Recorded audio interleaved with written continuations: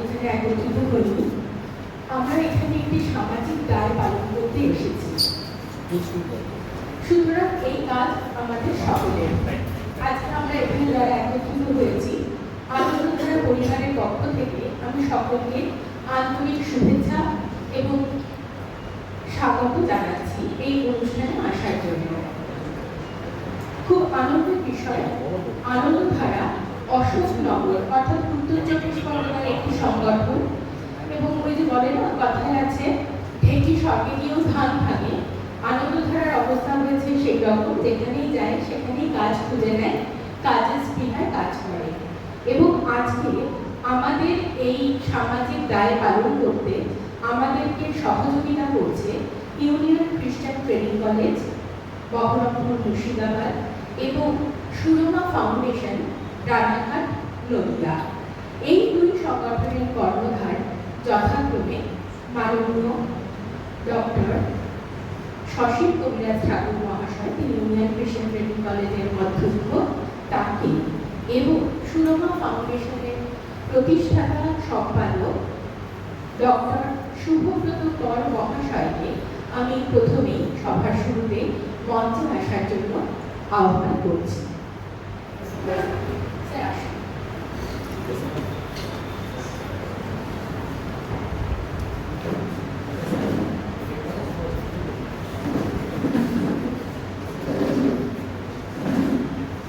আমাদের আজকের এই শিরোনাম দেখে আমরা বুঝতে পারছি আমাদের আজকের এই যে অনুষ্ঠান, এই অনুষ্ঠানের প্রেক্ষাপট কি। বর্তমানে গোটা ভারতবর্ষে যতটা পরিমাণে নাবালিকা মেয়েদের বিয়ে হয়, তার 3 গুণ বেশি নাবালিকা বিয়ে হয় আমাদের ওয়েস্ট বেঙ্গলে।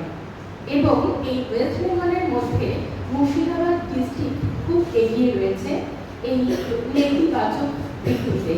এটি কারোর কাছে শুভকর নয়, সেই উদ্দেশ্য নিয়ে আমাদের আজকের এই সভার আয়োজন করা হয়েছে। যেহেতু আজ আমরা যৌথভাবে এই সামাজিক দায় পালন করছি, তাই পারস্পরিক সৌহার্দ্য জ্ঞাপনের মাধ্যমেই আমাদের এই কাজ আমরা শুরু করব। আমি একটু ঝুমাকে অনুরোধ করছি এবং সেই সাথে আমি শুভব্রত কর স্যারকে অনুরোধ করছি, আমাদের মধ্যে উপস্থিত রয়েছেন ডক্টর সসীম কবিরাজ ঠাকুর, তাকে বরণ করে নেওয়ার জন্য।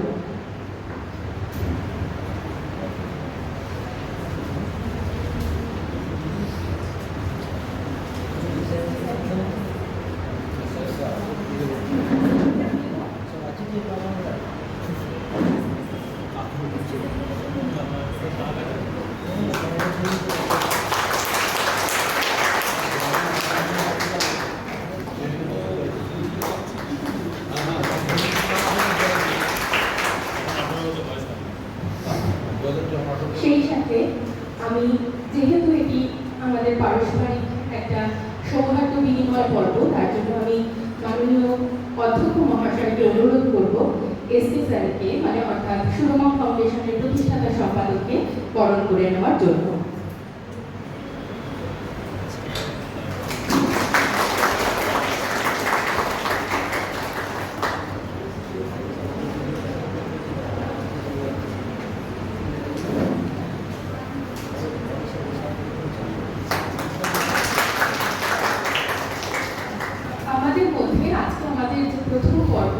সেই প্রথম পর্বে আমরা রেখেছি এই যে নাবালিকা বিবাহ, এর একটা তাত্ত্বিক দিক এবং একটা তথ্যের দিক, এই দুটো দিক নিয়ে আজকে আমরা অনুরোধ করেছিলাম বিশেষভাবে সময় বাঁচিয়ে যদি আমাদের একটু সময় দেন।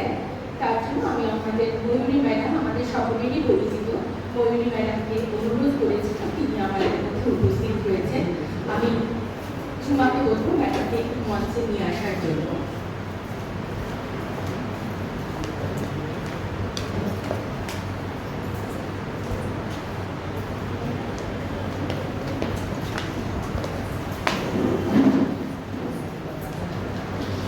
আমি আরো একজনকে বিশেষভাবে অনুরোধ করেছিলাম আজকের এই অনুষ্ঠানে উপস্থিত থাকার জন্য, কারণ আমাদের থেকেও যারা ছোট রয়েছে তারা 18 বছর বা কৈশোরকালকে অনেক কাছ থেকে দেখছে এই মুহূর্তে দাঁড়িয়ে। সেই রকমই একজন তরুণ প্রতিনিধিকে আমি আহ্বান করেছিলাম, সে আমাদের কথা রেখেছে। সে হলো আমাদের থেকে অনেক ছোট, তোমরা সামনে যারা বসে রয়েছো তাদের থেকে কিছুটা বড় হবে। ওর নাম আদ্রিতা মণ্ডল। সে এসেছে, ও সাইকোলজি নিয়ে চর্চা করে, কাউন্সিলিংয়ের কাজ করে। ও আমাদেরকে অনেক পরিষ্কারভাবে এই তত্ত্বগত দিকটি তুলে ধরতে পারবে। সবাই একটু আদ্রিতাকে নিয়ে এসো।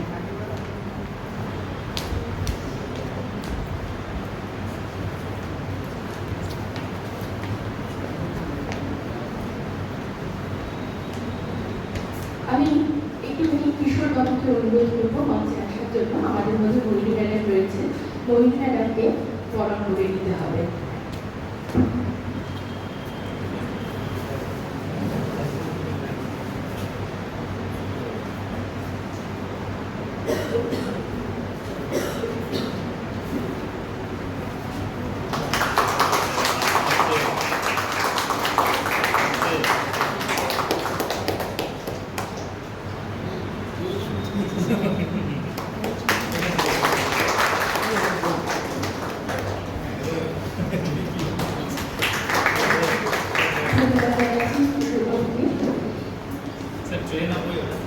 আমি এবার আনন্দধারার পক্ষ থেকে ঝুমাকে বলছি, আমাদের মধ্যে আদ্রিতা উপস্থিত রয়েছে, আদ্রিতাকে বরণ করে নেওয়ার জন্য।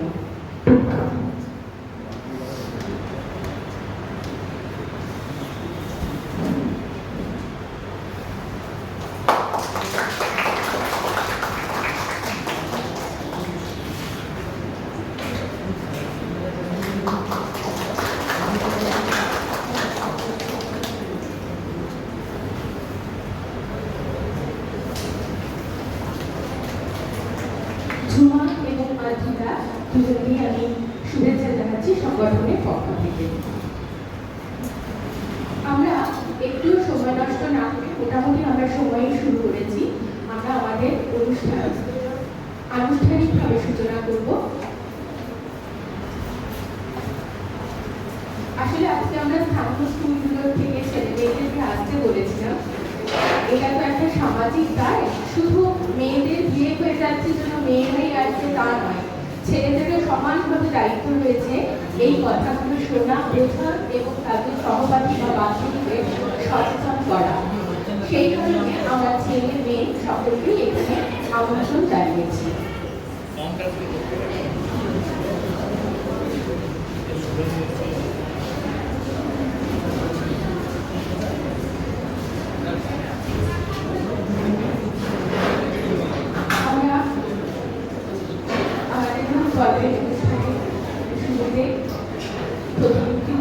জানাচ্ছি আমাদের সাথে আজকে ভূমিকা পালন করছে ইউনিয়ন খ্রিস্টান ট্রেনিং কলেজ বহরমপুরে এই মুর্শিদাবাদে। আমাদের এই জায়গাটুকু দেওয়ার জন্য আমরা এত সুসংগঠিতভাবে এই অনুষ্ঠান সম্পন্ন করতে পারছি।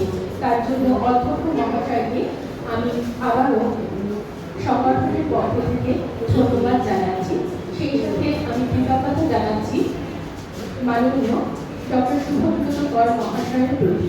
তিনি এই কলেজেরই অধ্যাপক, এটা আমরা সকলেই জানি, কিন্তু আমরা যেটা জানি না তিনি দীর্ঘদিন ধরে এই সুরমা ফাউন্ডেশনের নামে নীরবে সেবামূলক কাজ করে যাচ্ছেন।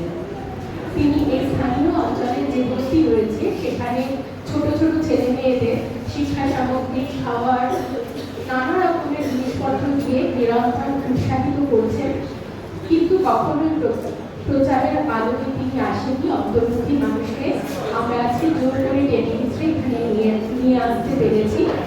এবং স্যার আমাদের আজকে ছোট ছোট ছেলেমেয়েরা এসেছে, তাদের একটা ছোট রিফ্রেশমেন্টের ব্যবস্থা করেছেন। এর জন্য আনন্দধারার পক্ষ থেকে তার কাছেও আমরা কৃতজ্ঞতা জানাচ্ছি।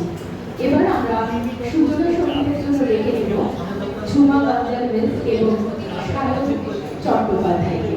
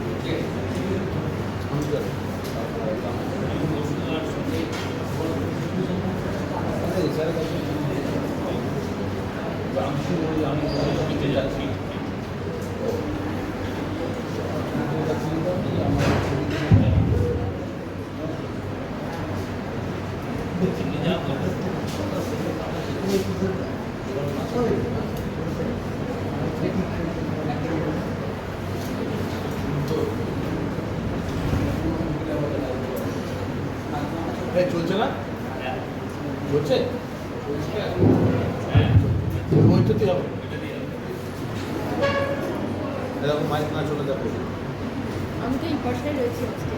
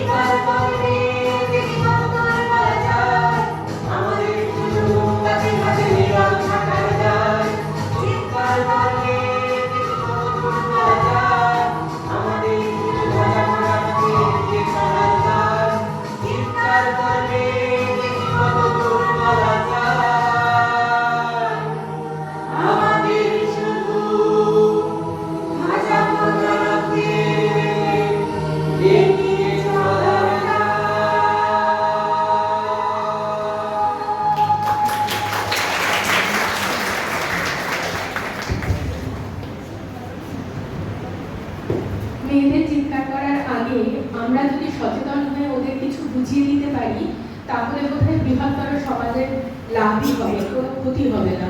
সেই উদ্দেশ্য নিয়ে আজকের এই আয়োজন।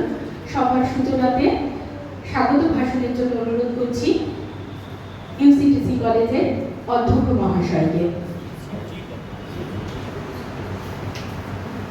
ইউনিয়ন খ্রিস্টান ট্রেনিং কলেজ আনন্দধারা নামক একটি সংস্থার সঙ্গে নিজেদের মৌখিক স্বাক্ষর করেছে। এই ইউনিয়ন খ্রিস্টান ট্রেনিং কলেজ সারা ভারতে প্রথম ট্রেনিং কলেজ, যা 1938-এ স্থাপিত হয়েছে এবং এই কলেজে দুটো পাঠনা আছে, একটা বিএ এবং বিপি। যে সমস্ত নতুন শিক্ষার্থী এখানে মহাকালী থেকে এসেছেন এবং মহাকালী থেকে টিচারও এসেছেন, আমাদের কলেজে তিনি অধ্যাপক ছিলেন, বর্তমান অধ্যক্ষ তিনি জলঙ্গি মহাবিদ্যালয়ের অধ্যক্ষ হয়েছেন, তিনি এসেছেন আমার সহকর্মী এবং বিভিন্ন সমাজসেবী বা সমাজকর্মীরা এসেছেন। তাদের সকলকেই, বিশেষ করে আমার প্রিয় ছাত্রছাত্রী এবং অভ্যাগত ছাত্রছাত্রীদের অত্যন্ত আনন্দ সহকারে সাদর অভিনন্দন জানাই। আমরা সাধারণত এভাবে শুধু এইখানে নয়, আমরা যখন আমাদের ইন্টার্নশিপ প্রোগ্রাম হয় তখনও আমাদের ছাত্রীদের বা ছাত্রদের আমরা একটা করে কনসাসনেস প্রোগ্রাম অ্যাটাচ করে দিই। কারণ এই যে বাল্যবিবাহর কথা আজকে আমরা জানছি, এটা কিন্তু খুব নতুন নয়। রামমোহন হালকা করে শুরু করে তিনি সতীদাহ নিয়ে এত ব্যস্ত হয়ে পড়েছিলেন যে ঊনবিংশ শতাব্দীতে তার পক্ষে বাল্যবিবাহের দিকে খুব একটা মনোযোগ আকর্ষণ করা সম্ভব হয়। কিন্তু পরবর্তীকালে ঈশ্বরচন্দ্র বিদ্যাসাগর কিন্তু এই বাল্যবিবাহ রোধ সম্পর্কে অনেক পুস্তক লিখেছেন এবং তখনকার যে পত্রপত্রিকা প্রকাশিত হতো, বিশেষ করে সংবাদ কৌমুদী, সেখানে তিনি লিখেছিলেন যে বাল্যবিবাহ হওয়া উচিত কিনা এত বিষয়ের প্রচার। এই নিবন্ধে তিনি অনেকটাই আলোকপাত করেছেন যে এটা কত ক্ষতিকর।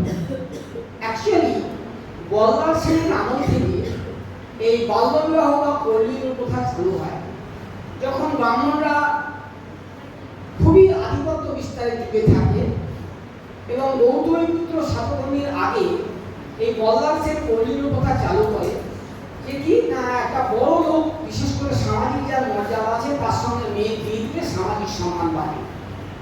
ফলে অনেকে তার অল্প বয়সী মেয়েদের এই সমস্ত ব্রাহ্মণ পুত্রের সঙ্গে বিয়ে দিত।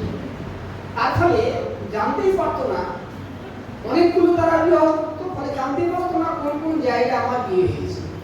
ফলে একদিন এক ব্রাহ্মণ একটা গ্রামে এসেছে, আর সেই বাল্য বালিকা যার বিয়ে হয়েছিল ওই ব্রাহ্মণের সঙ্গে, সে কলতলায় গিয়ে বা টিউবওয়েল যখন ছিল সেই টিউবওয়েল তাকে বলছে, আচ্ছা মা, অমুকের বাড়ি কোথায়? অর্থাৎ তারপর ডায়েরিতে লেখা রয়েছে যে আমি এখানে বিয়ে করেছি, কিন্তু আর স্ত্রীকেই সে তখন সম্বোধন করে বলছে অমুকের বাড়ি কোথায়। অর্থাৎ তার মনেই নেই যে এখানে আমার বিয়ে হয়েছে। তুমি এই সামাজিক ব্যাধি এইগুলোর মধ্যে সীমাবদ্ধ নেই। দেখা যেত যে অল্প বয়সী মহিলাদের বিয়ে করার পরে ব্রাহ্মণ যখন চলে যেত গ্রাম থেকে, তখন যে আমাদের যে শারীরিক চাহিদা, সেই শারীরিক চাহিদার ফলে অনেক সময় এই মেয়েরা 20 বা 21 বা 22 বছর হয়তো সন্তানের মা সম্ভবা হতেন। তখন বাড়ির লোকে কি বলবে, জামাই তো দীর্ঘদিন আসে। ফলে তারা করতেন কি, এক গুচ্ছের কাপড় চোপড় এবং বাসনপত্র নিয়ে ঘাটে মাছতে বসতেন। কেন? আর মেয়ে যেহেতু অন্তঃসত্ত্বা হয়েছে, অথচ জামাই অনেকদিন আসেনি, সেটাকে সাংবিধানিক মর্যাদা, বিশেষ করে সোসাইটাল প্রসেসে নিয়ে আসতাম।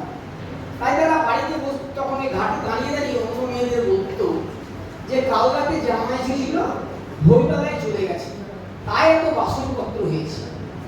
এইভাবে কিন্তু মা বাবা যারা কৃতিত্বকারী, তাদেরও কিন্তু সমস্যা সৃষ্টি করতো এই সমস্ত মেয়েরা, মানে যাদেরকে অল্প বয়সে বিয়ে দেওয়া হয়। সুতরাং এই প্রক্রিয়ার বিরুদ্ধে বিদ্যাসাগর আপ্রাণ প্রয়াস করেছিলেন, যা অনেক দিন ধরে কিন্তু আর আলোকপ্রাপ্ত হয়নি। বিশেষ করে বিদ্যাসাগরকে নিয়ে আমাদের ঊনবিংশ শতাব্দীর পরে বিংশ এবং একবিংশ শতাব্দী চলে গেছে, কিন্তু তার লেখাগুলো নিয়ে কোনো নতুন বইও বেরোয়নি। কিন্তু যদি এগুলো অনুধাবন করা হয় তাহলে বোঝা যাবে যে বাল্যবিবাহ সমাজের পক্ষে কত মারাত্মক। কিন্তু এই বাল্যবিবাহ যেটা হয়, আমার মনে হয় শিক্ষার অভাবের জন্য। এবারে শিক্ষার অভাব তো একটা থাকলোই, সে মেয়ে হয়তো জানেই না যে আজকে আমার বিয়ে, যেটা আমাদের সামনে লেখা আছে ও আজ চলে আজ করে বিয়ে, কারণ সে জানেই না যে আমার বিয়ে হয়ে যাবে। কিন্তু তার প্রধান কারণ হচ্ছে তার মা বাবা অশিক্ষিত হয়েছে, শিক্ষার আলোক পায়নি। আজকে মেয়েরা যেভাবে যুদ্ধকালীন তৎপরতায় শিক্ষার আঙিনায় এগিয়ে এসেছে, সমস্ত প্রতিষ্ঠান স্কুল কলেজে দেখতে গেলে প্রায় 60% মেয়েরা কিন্তু অংশগ্রহণ করেছে। এবং চাকরির ক্ষেত্রে, বিশেষ করে ব্যবসায়িক ক্ষেত্রে, প্রত্যেকটা দোকানে প্রায় একজন মেয়ে কিছু না কিছু ইনকাম করে তার স্বামীকে সাহায্য করছে।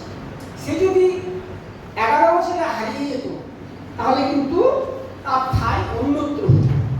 সুতরাং কনসাসনেস আনতে হবে, এবং তোমরা যারা পরবর্তীকালে সমাজের কর্ণধার হবে, এবং আমরা আশা করব যে আজ যারা ছাত্র তারা একদিন প্রধানমন্ত্রী হতে পারবে। সুতরাং তোমরা চেষ্টা করবে, যারা এখানে আজকে উপস্থিত আছো ছাত্রছাত্রীরা এবং আমরা যারা অভিভাবক আছি, যাতে এই ধরনের অনুষ্ঠানগুলো বিভিন্ন সাইকোলজিস্টকে দিয়ে আরো বড় করে বলা হয় যে এর ত্রুটিগুলো কি, তাহলে ইনফর্ম করার চেষ্টা করবে। যেমন আমাদের কলেজের একটা ভিলেজ পুলিশ আছে, তোমরা জানো না, আমাদের কলেজের একটা ছাত্রী, এবছরই ছাত্রী সেকেন্ড ইয়ারে, সে আবার ভিলেজ পুলিশ।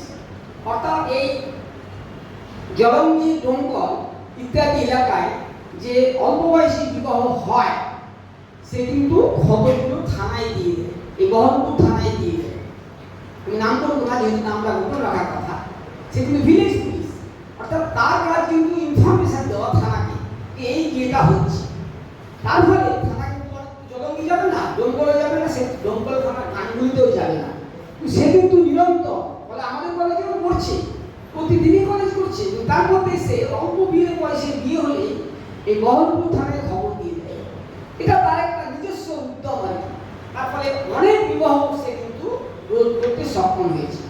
ফলে তোমরা যদি দেখো যে আশেপাশে এরকম ঘটনা ঘটছে, তো শুধু সমাজের উন্নয়নের জন্য, কারণ বিবেকানন্দ বলেছেন সেটা যে নারী শিক্ষা না হলে শিক্ষা অর্ধেক থেকে যাবে, এবং দু হাতে সমাজ তৈরি করতে হবে। বঙ্কিমচন্দ্র তার সাম্য পুস্তিকাতে একই কথাই লিখেছে, সমাজের দুটো শক্তি যদি একই সঙ্গে কাজ না করে তাহলে নেচার কিন্তু নষ্ট হয়ে যায়। সুতরাং তোমরা যারা এখন এখানে আছো তারাও কিন্তু যদি এরকম কাণ্ড দেখো তাহলে থানায় ইনফরমেশন করতে পারো যে আমার পাশে একজনের 11 বছর বা 12 বছর বা 14 বছর মানে 18 বছরের নিচে বিয়ে হচ্ছে, তাহলে থানাকে একটা ইনফর্ম করতে পারো, ফোন নম্বরও আছে। এবার বাদবাকি ব্যাপারটা থানা দেখে নেবে। সুতরাং ও নিজের চেষ্টায় কিন্তু অনেক রোধ করেছে। আমি তোমাদেরকে আজকে এই সভা থেকে একই বার্তা দিতে চাই যে তোমাদের মধ্যে এরকম একটা মননশীলতা তৈরি হোক, যার সাহায্যে তোমরা কিন্তু সমাজের উন্নয়নে এগিয়ে আসবে। এই বলেই আমি আমার বক্তব্য শেষ করছি।